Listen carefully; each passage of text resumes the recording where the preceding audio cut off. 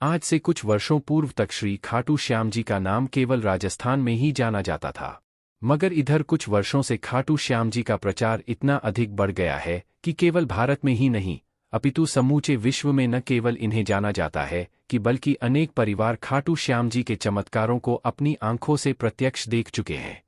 राजस्थान के सीकर जिले में रिंगस कस्बे से 18 किलोमीटर की दूरी पर श्री खाटू श्याम जी का मंदिर स्थिति है, जहां प्रभु के दर्शन मात्र से ही जीवन में खुशियों एवं सुख शांति के भंडार भर जाते हैं। श्री खाटू श्याम जी की पौराणिक प्रचलित पावन कथा संक्षिप्त में इस प्रकार है। महाभारत युद्ध के लिए कौरव पांडव दलों के विशाल शिविर आमने सामने थे। शिविरों में दूसरे दिन शुरू होने वाले युद्ध की हलचल मची थी। युद्ध नीति के अनुसार सूर्यास्त पश्चात दोनों पक्षों के लोग आपस में मिलजुल सकते थे। आतः धर्म युद्ध के इन शिविरों में भी सैनिक आपस में मिलजुल रहे थे। शिविरों के बीच की भूमि वीरों के आवागम से भरी हुई थी। तभी सुसज्जित रथ पर एक तेजस्वी योद्धा आया। पीपल वृक्ष के नीचे उसने अपना रथ रोका, घोड़ों को खोलकर चरने के लिए छोड़ दिया, शिरस्त्राण शस्त्र आदि उतारकर जलपान किया और अपने रथ पर विश्राम करने के लिए बैठ गया। उसे दोनों दलों के वीरों ने घेर लिया। सभी का एक ही प्रश्न था, आप किस ओर से युद्ध करेंगे? किसी भी दल की ओर से नहीं। अभी तो मैं एक दर्शक की भांति इस महायुद्ध को देखने आया हूं, बाद में मैं उस दल की ओर से युद्ध करूंगा जो पराजित होगा या जिसके साथ अन्याय हुआ होगा। सब विस्मय ये उसे ही देख रहे थे। उपस्थित लोगों में से एक ने पूछा, लेकिन आपकी सेना कहाँ है? क्या आपकी सेना पीछे आ रही है? नहीं, मुझे सेना की आवश्यकता नहीं है, मैं बिना सेना के ही आया हूं, बर्बरीक ने गर्व से कहा। तब आप पराजित दल की सहायता कैसे करेंगे? आगंतुक महाबली मुस्कराया, मुझे सेना की आवश्यकता ही नहीं है। मुझे अपने इस धनुष और इन 3 बाणों पर असमी विश्वास है। मैं एक ही बाण से शत्रु सेना का संहार कर सकता हूं। छूटने पर मेरा पहला बाण हर व्यक्ति के मृत्यु स्थल पर निशान लगा देगा और दूसरा बाण उन्हें बींध देगा। आपका नाम? बहुत से लोगों ने विस्मय से पूछा। मैं भीमसेन का पौत्र, घटोत्कच का पुत्र महाबल बर्बरीक हूं। आंधी की तरह कुछ ही क्षणों में यह बात दोनों शिविरों में फैल गई।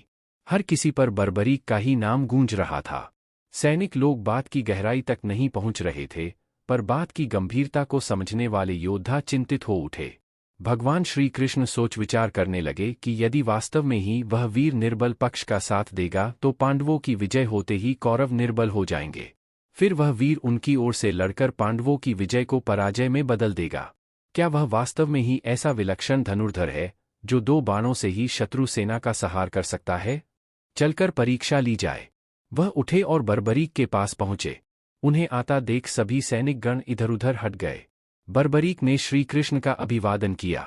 दोनों में परिचय हुआ। श्री कृष्ण ने कूटनीति का आश्रय लेते हुए पूछा, तुम इन 3 बाणों के द्वारा सारी सेना का संहार कैसे कर सकते हो? बर्बरीक ने गर्व से अपना सिर ऊपर उठाया, धनुष पर एक बाण चढ़ाकर कहा, देखिए, मैं इस प्रकार समस्त शत्रुसेना का संहार कर सकता हूं। आप इस पीपल के पेड़ को देख रहे हैं। मेरा यह बाण इसके समस्त पत्तों को चिन्ह लगा आएगा और दूसरा बाण उन्हें बींध देगा। आप चाहें तो मैं धरती पर बिखरे इन सूखे पत्तों को भी बींध सकता हूं। श्री कृष्ण यह दृश्य देखने को उत्सुक थे। उन्होंने 2 पत्ते तोड़ लिए, एक को हाथ की मुट्ठी में बंद कर लिया और दूसरे पांव के नीचे दबा लिया। बर्बरीक ने अभिमंत्रित करके बाण छोड़ा। सभी ने देखा कि पेड़ और धरती का प्रत्येक पत्ता चिन्हित था। श्री कृष्ण ने मुट्ठी खोली तो हाथ का पत्ता भी चिन्हित था और पांव के नीचे का पत्ता भी। श्री कृष्ण अत्यधिक विस्मित थे। तब तक बर्बरीक ने दूसरा बाण छोड़ा। प्रत्येक पत्ता बीच में से बिंधा हुआ था। श्री कृष्ण अकुला उठे और गहरी सोच में पड़ गए कि किस प्रकार से युद्ध में भाग लेने से रोका जाए। आखिर बहुत सोच विचार के बाद उन्हें एक हल सूझ ही गया। प्रातःकाल वह उठे और याचक का रूप बर्बरीक के पास पहुंचे। वह संध्यावंदन कर रहे थे। संध्यावंदन के उपरांत बर्बरीक ने याचक से कहा, आज्ञा करो ब्राह्मण देवता, क्या इच्छा है?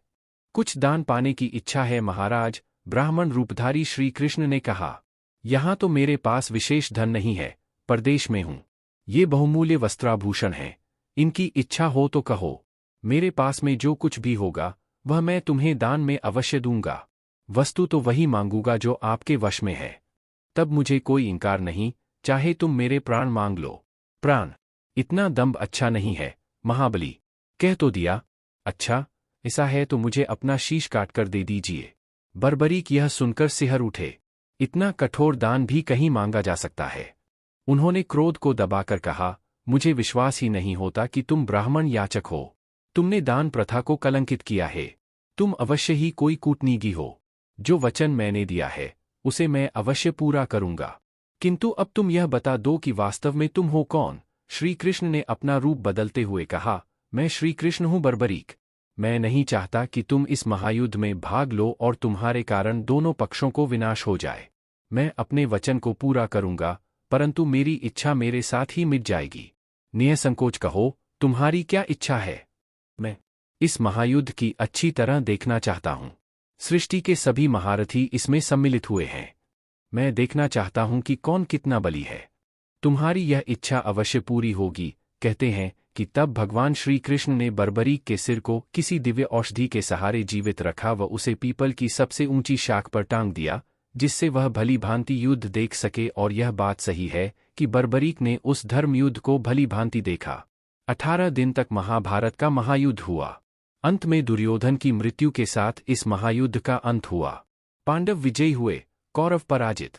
इस महायुद्ध की भीषण विभीषिका से दोनों पक्षों में केवल 10 व्यक्ति ही जीवित बचे थे। पांडव पक्ष में 5 पांडव, श्री कृष्ण व सात्यकी, और कौरव पक्ष में अश्वत्थामा, कृपाचार्य और कृतवर्मा। युद्ध समाप्ति के पश्चात भगवान श्री कृष्ण ने देखा कि पांडव अपनी विजय के मद में चूर है। उनका व्यर्थ का अभिमान दूर करने के लिए वह 5 पांडवों सात्यकी, द्रौपदी और कुंती सहित बर्बरीक के पास पहुंचे।